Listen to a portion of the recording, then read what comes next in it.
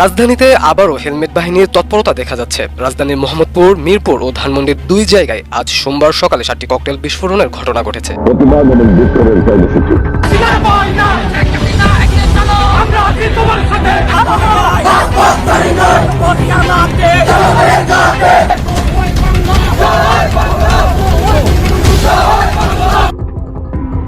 তেরোই নভেম্বর তারিখটি ঘিরে সারা দেশে এখন চাপা আতঙ্ক বিরাজ করছে। সারাদিন ঢাকা শহর অস্থির থাকবার পর পুলিশ রাতেও একেবারেই স্বস্তি পায়নি।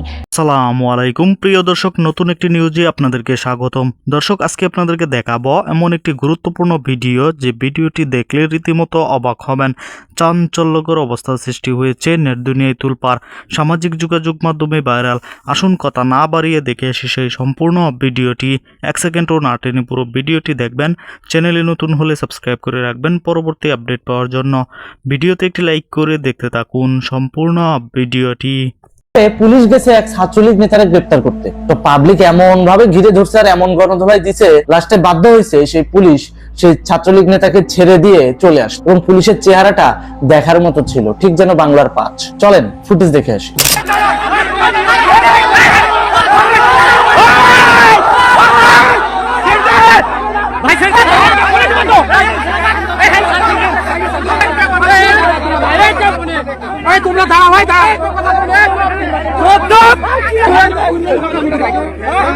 দেখলেন তো, পুলিশের বর্তমান অবস্থা হচ্ছে এটাই। যাকে তাকে ধরতে যায় না, নিরপরাধ মানুষকে ধরতে যায় না। সবাই কিন্তু একটা সমাজে বসবাস করে, আর সমাজ কিন্তু একে অন্যের উপর নির্ভরশীল। আপনারা পুলিশ বাহিনীর লোকজন যদি নাও জানেন যে ওই ছেলেটা কেমন, সমাজের লোকজন কিন্তু জানে যে সেই ছেলেটা ভালো নাকি খারাপ।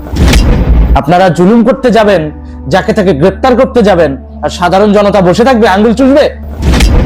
জনতার কাজ ঠিকই করেছে। তো পুলিশের মধ্যে থাকা এই সমস্ত জামাত বিএনপির স্পাইরা গোপনে অনেক জায়গায় ধরপাকড় চালাচ্ছে, কিন্তু তাতে কোনো লাভ নাই। পাবলিক এখন সতর্ক।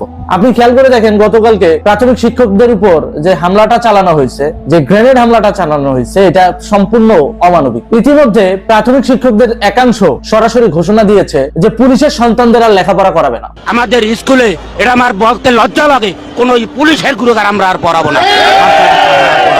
এটা একদম সঠিক সিদ্ধান্ত।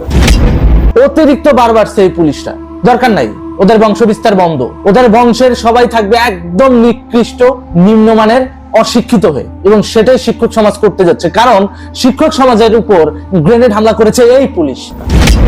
এখন বলতে পারেন যে ভাই, সামগ্রিক পুলিশকে দোষ দিয়ে কিন্তু কোনো লাভ নাই। আপনি কেন দোষ দিচ্ছেন? ভাই, সামগ্রিক পুলিশকে দোষ দিচ্ছি না, কিন্তু আপনি ডিপার্টমেন্টের ভেতরে থেকে আপনার অবস্থান পরিষ্কার করছেন না কেন? পেটের দায়ে পুলিশের চাকরি করতেছেন। আপনি যদি সৎ পুলিশ হয়ে থাকেন, আপনি আপনার অসৎ অফিসারের পক্ষে কথা বলতে পারেন না। যদি পেটের দায়ই করা লাগে, আলু পটল বিক্রি করে খান। পুলিশের মতো এইরকম দেশ সেবার পেশায় আইসেন না। এমন দেশ সেবার পেশার দরকার নাই যে দেশ সেবার পেশায় আইনের অপব্যবহার করে ভালো মানুষগুলোকে জেলে পুরতে হবে। এরকম দেশ সেবার দরকার নাই। আপনার মতো পুলিশ না হলেও চলবে, যেগুলো ঘাপটে মেরে আছেন, নিজের সৎ দাবি করেন, নিজেরা বলেন না ভাই আমি তো এই সমস্ত গ্যাঞ্জামের মধ্যে নাই, আমি তো চাকরি করি খাই। এখন বুঝতেই তো পারছেন দেশের এই অবস্থা। এই সমস্ত পুলিশগুলো আরো সব থেকে বেশি ভয়ঙ্কর। কেন বলছি?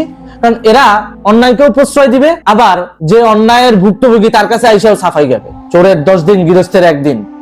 তুমি পুলিশের পোশাক পইরা জুলুম করে যাবা, জুলুমকারীর 10 দিন। দেশের মালিক তো জনগণ, জনগণের একদিন কি হবে না? জনগণের একদিন অবশ্যই হবে, এবং সেটাই ধীরে ধীরে প্রকাশ পাচ্ছে। শিক্ষকরা কিন্তু আজ পর্যন্ত, স্বাধীনতা 53 বছর বয়সে, আজ পর্যন্ত কখনো বলে নাই অমুক স্টুডেন্টকে পড়াবো না, তমুক স্টুডেন্টকে পড়াবো না। কিন্তু আজকে শিক্ষক সমাজের হৃদয়ে কতটা ব্যথা লাগলে এটা বলতে পারে যে আমরা পুলিশের সন্তান পড়াবো না। তার মানে বুঝেন পুলিশের রেপুটেশন কোন লেভেলে চলে গেছে। তো সব মিলিয়ে এটাই হচ্ছে বাস্তবতা। পুলিশ তার রেপুটেশন ধরে রাখতে পারছে না, শুধুমাত্র অন্যায়কে সমর্থন করার কারণে। এমন অবস্থা চলতে থাকলে ধীরে ধীরে এই পুলিশ বাংলাদেশ থেকে জনবিচ্ছিন্ন হয়ে পড়বে। মানে জনগণ এক পক্ষে দাঁড়িয়ে যাবে, পুলিশ এক পক্ষে দাঁড়িয়ে যাবে, সেটাই হবে। আর পুলিশ ডিপার্টমেন্টের উচিত গুটি কয়েক অফিসারের জন্য তাদের রেপুটেশন যেন নষ্ট না হয়, এই ব্যাপারে খেয়াল রাখা। ধন্যবাদ। প্রতিবাদ এবং বিক্ষোভের কর্মসূচি।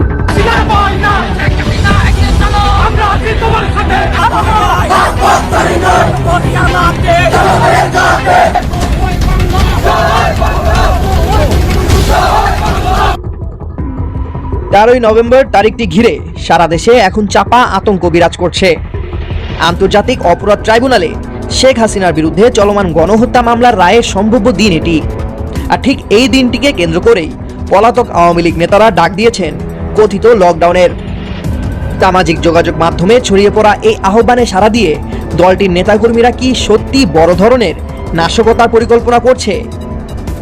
গোয়েন্দা তথ্য অনুযায়ী বিষয়টি কেবল গুজব নয়। রায়ের দিনটিকে ঘিরে সারা দেশে বিশৃঙ্খলা সৃষ্টির এক গভীর ষড়যন্ত্র চলছে বলে ধারণা করা হচ্ছে। ইতিমধ্যেই এর কিছু আলামতও মিলতে শুরু করেছে। রাজধানীর মোহাম্মদপুরের সেন্ট জোসেফ স্কুল এবং কাকরাইলের সেন্ট ম্যারিজ ক্যাথেড্রাল গির্জায় সাম্প্রতিক ককটেল বিস্ফোরণের ঘটনাগুলো বিচ্ছিন্ন কোনো ঘটনা নয়, বরং একটি বড় ধরনের ঝড়ের পূর্বাভাস বলেই মনে করছেন বিশ্লেষকরা। স্কুল, কলেজ ও ধর্মীয় উপাসনালয়ে হামলার মতো স্পর্শকাতর টার্গেট বেছে নেওয়া প্রমাণ করে দুর্বৃত্তরা জনমনে আতঙ্ক ছড়িয়ে দিতে কতটা মরিয়া। আওয়ামী লীগের প্রেসিডিয়াম সদস্য জাহাঙ্গীর কবির নানকের ভিডিও বার্তা এবং পলাতক নেতাদের তৎপরতা এই আশঙ্কাকে আরও ঘনীভূত করেছে। মাঠ পর্যায়ের কর্মীদের নির্দেশ দেওয়া হয়েছে 13 নভেম্বর রাস্তায় নেমে প্রতিরোধ গড়ে তুলতে। প্রশ্ন উঠছে, তবে কি আওয়ামী লীগ নেতারা আঁচ করতে পেরেছেন যে শেখ হাসিনার সর্বোচ্চ শাস্তি হতে পারে? আর সেই কারণেই কি তারা রায় ঘোষণার দিনটিকে টার্গেট করে বড় ধরনের বিশৃঙ্খলা সৃষ্টির চেষ্টা করছেন, যাতে বিচার প্রক্রিয়াকে বাধাগ্রস্ত বা প্রশ্নবিদ্ধ করা যায়? এই পরিস্থিতিতে আইন শৃঙ্খলা রক্ষাকারী বাহিনীও সর্বোচ্চ সতর্ক অবস্থায় রয়েছে। পুলিশের রেঞ্জ ডিআইজি এবং এএসপিদের মাধ্যমে প্রতিটি থানায় কড়া বার্তা পাঠানো হয়েছে। বিশেষ করে 10 নভেম্বর থেকে শুরু করে পরবর্তী দিনগুলোতে সারা দেশে সাঁড়াশি অভিযানের প্রস্তুতি নেওয়া হয়েছে।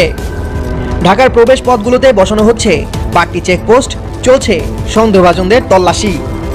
হোটেল মোটেলগুলোতে নজরদারি বাড়ানো হয়েছে। র্যাব এবং ডিএমপির সাইবার ইউনিটগুলো 24 ঘন্টা নজর রাখছে সামাজিক যোগাযোগ মাধ্যমের উপর। বিদেশ থেকে যারা উস্কানিমূলক বার্তা ছড়াচ্ছে এবং দেশের ভেতর থেকে যারা সেগুলো শেয়ার করছে। দর্শক, সম্পূর্ণ ভিডিওটি দেখলেন, অবশ্যই বুঝতে পেরেছেন ভিডিওটি গুরুত্বপূর্ণ ছিল। দর্শক, এই ভিডিওতে যে তথ্যগুলো আপনারা পেয়েছেন এ বিষয়ে আপনাদের কি মতামত তা অবশ্যই কমেন্ট করে জানাবেন, এবং পরবর্তী আপডেট ভিডিওগুলো সবার আগে পেতে চ্যানেলটিকে এখনই সাবস্ক্রাইব করে রাখুন। এই মুহূর্তে বিদায় নিচ্ছি, দেখা হবে পরবর্তী কোনো ভিডিওতে।